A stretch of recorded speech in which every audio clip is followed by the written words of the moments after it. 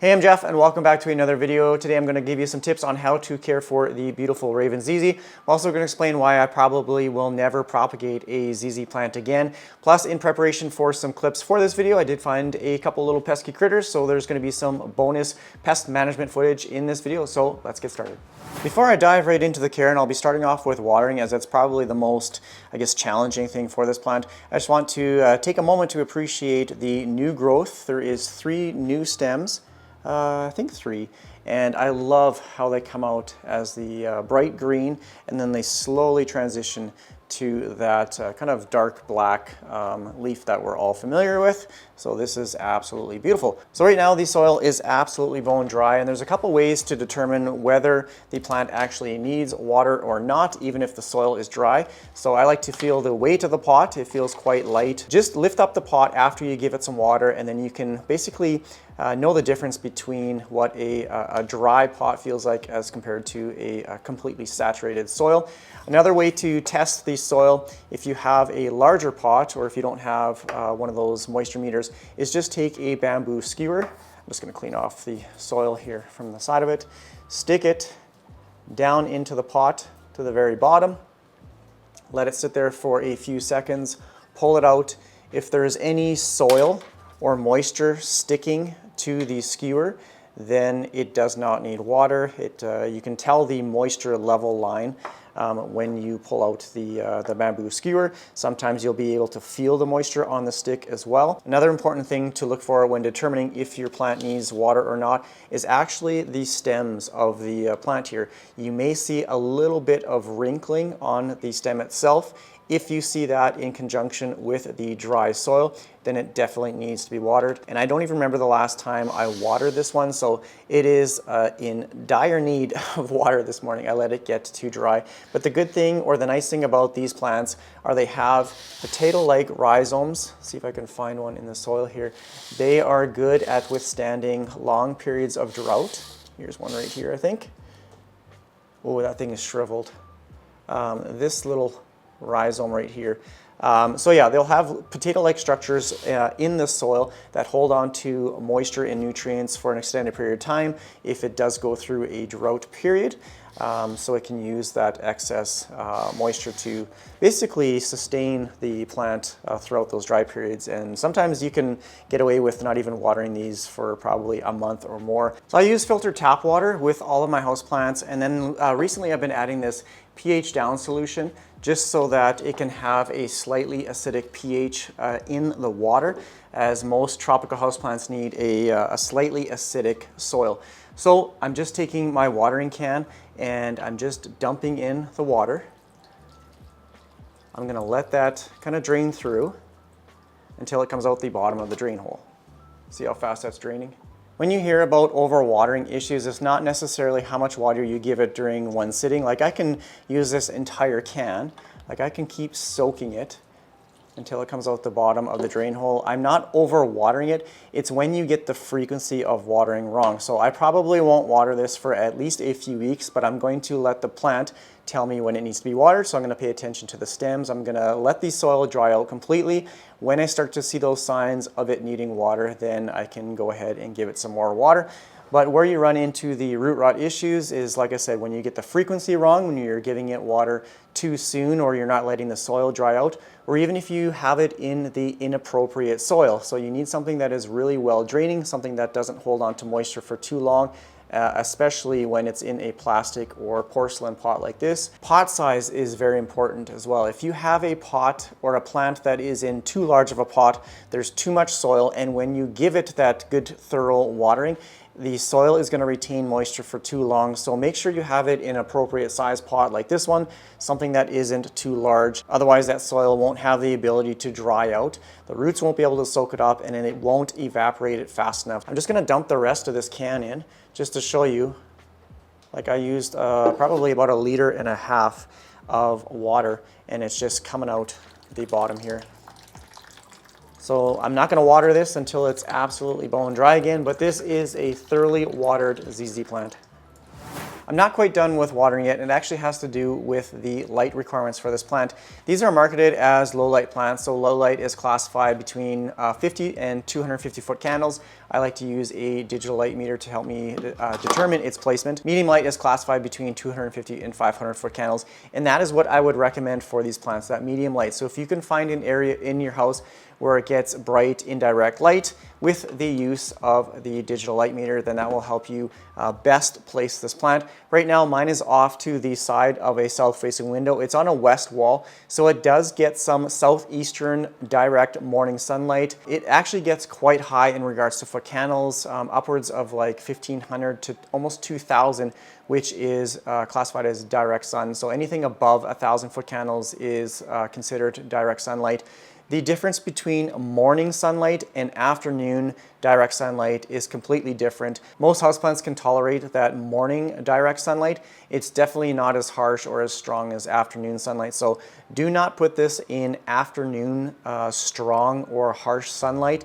If you can find something in an east-facing window or get that southeastern exposure, that will be perfect for this plant. Just a little bit of, like maybe an hour or two of direct morning sunlight will be perfect for this plant. Obviously, if you have it in higher light, it's going to grow much faster than if you have it in a low light or like a dark corner. So just expect the growth rate to be a little bit different between the two placements of the plant. Also, watering. If you have it in low light, it's not going to use as much water. Probably don't have to water it as often as if you had it in higher light. So if it's in low light, maybe water once a month. Again, just paying attention to the soil and the stems. If you have it in higher light, you might have to water it maybe once every 10 days or every 2 weeks kind of thing. But again, just pay attention to the stems, the leaves, and the soil. So obviously all houseplants need some sort of light source, and if you have it in a dark area, you can even add a cheap grow light if you want to supplement the light that it's not getting. I do have a regular ZZ upstairs. It is just off to the side of an east-facing window. Right now it's not getting any sunlight. I think it's like 8-foot candles, so it's basically no light source at all. So with a cheap Amazon grow light, it is now receiving kind of that medium range for, I think I have it on timer for about 12 hours. The soil that I use for my plants is the ProMix Premium Cactus and Succulent Mix. These are formulated for plants that need a really well-draining soil, and typically they have like a lot of perlite and sand content. I even add in a little bit extra perlite and just kind of mix it up into a nice well-draining soil, something like that. You definitely don't want to use a regular potting mix, as that is peat-based and that is meant to hold onto or retain moisture, whereas this is a very fast-draining soil. It dries out fairly quick. The nice thing about using a commercial potting mix is it also comes with fertilizer. This one, it says it feeds up to 3 months, so you don't have to add any extra nutrients or fertilizer. But when you do, I use Dynagrow Foliage Pro, and I honestly probably give a little bit of fertilizer maybe once every couple months. I don't fertilize throughout the winter months as I'm not watering as often, so kind of in the late winter, kind of early spring is when I'll give it a very diluted dose, just when I start to increase my watering. Now I'm going to talk about propagation, and then I will get into the pest management. ZZ plants are really easy to propagate. You can take stem cuttings and single leaf cuttings. I'll insert some footage in here of my previous propagations just to show you how to propagate it, but I'm not actually going to do it on this plant today. The reason why I will probably never propagate a ZZ plant again is because of how long it takes. I potted up some stem cuttings and leaf cuttings in water. It took months to get a root system large enough to put in some soil, and then on top of that, probably about maybe a year to 14, 16 months is when I started to see some growth. Maybe like a quarter of the cuttings that I had taken actually produced growth, otherwise they just rotted in the soil. So if you do propagate a ZZ plant, be prepared. It takes a very long time. I don't have patience for that anymore. I would be more inclined just to buy another plant and then just combine them if you're looking to fill out a certain pot, or even just like this one. In time, it will grow into a full pot. Don't get me wrong, this is in my face. Don't get me wrong, propagating any plant is extremely satisfying, and these ones grow super cool. Like, I like the little bulbs with the roots. They just look like little alien type plants. Super satisfying, but I've done it. I'm probably not going to do it again. Like I said, if I want to make a plant look fuller, then I'll probably just go out and buy another plant and just combine them, or just wait it out and wait till you get new growth on this plant. The way they grow is they will spread kind of throughout the soil through those rhizomes, and they'll spit out shoots every once in a while.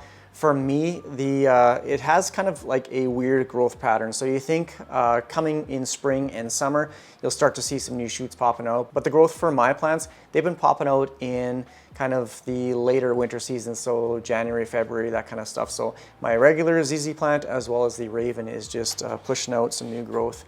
You'll see the little spikes popping out through the soil, and it'll produce these gorgeous kind of light green stems, and then they'll transition to the black leaf. So super satisfying.